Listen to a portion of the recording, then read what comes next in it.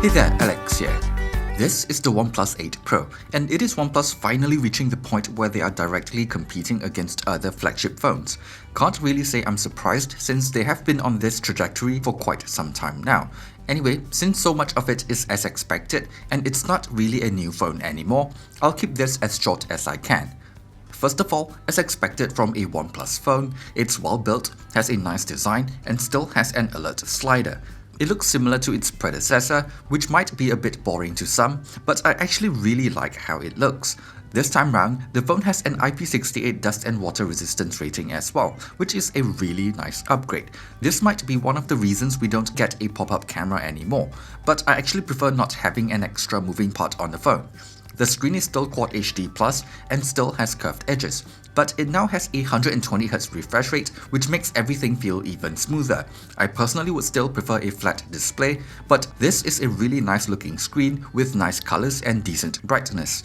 Other than that, it still has a reliable fingerprint sensor, and the stereo speakers here still sounds decent, just not quite as good as the Pixel 4.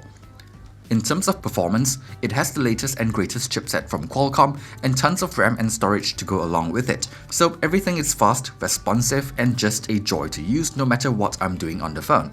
Part of the reason is probably because of the excellent software experience as well. Oxygen OS has always performed really well, and with top-notch hardware to go along with it, everything is just buttery smooth. It also has a ton of useful features, and the UI design looks really nice, so it's still one of my favorite Android experiences. One thing that I want to mention is that a lot of users who purchase their phone from the local distributor have trouble using NFC payment for public transport, and it seems to be software related, so just take note if you need to use that feature. Battery life is good as well, and a day of heavy use is still easily achievable if I don't go crazy and max out all the display features. It still has that 30W fast charging, which is convenient for a quick top-up. We also get a pretty insane 30W wireless charging if you have a compatible charger, and it supports reverse wireless charging as well. For the camera performance, we do get solid improvements all around. It is able to capture good-looking shots in most situations, and the ultra-wide-angle camera here is actually pretty decent, since it's the same sensor as the OnePlus 7T's main camera. It is able to capture nice macro shots with this sensor as well, and the telephoto camera is decent. I'll have a link in the video description with everything I took with the phone, so you can take a look if you want to. Basically, it's what I would consider to be at least flagship level, but still not the best I've seen in terms of image processing, consistency, and hardware features. Overall, while the price of the OnePlus 8 Pro isn't really that cheap anymore, it's still priced a bit lower than other ultra high-end devices, so I feel like it's still decently priced, especially considering the extra features that we now have on the phone.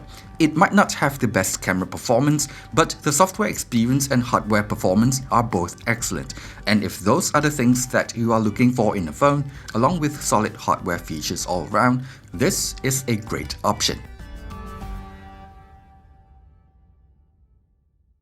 Anyway, thanks for watching this video, and see you guys on the next one.